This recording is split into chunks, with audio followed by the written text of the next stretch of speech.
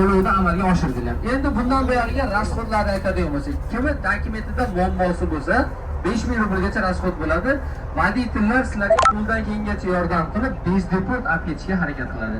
300 rubldan bir martalik Qozog'iston tamoyishniga kirishda sumkalarni tushirmaslik uchun rasxodimiz bor. Kimdan kim ushbu pullarni bu yerda masalan bolalarga bergan bo'lsa, aytsanglar, hozirda o'zida hal qilib beramiz. 68-70 soat mobaynida voditellarimiz sizlarning xizmatlarida avtobuslar sizlar uchun bo'ladi. Sog' salomat manzilga yetkazib borishga harakat qilamiz. Kimdan kim e'tirozi bo'lsa, bemalol borganda avtovokzal ma'muriyatiga murojaat qilishlari mumkin. O'ylaymanki, hech kimda e'tiroz yo'q, hamma mamnun. Bittadan qarsalarni chorlasanglar, chiroyli qilib reyslarni jo'nataversak.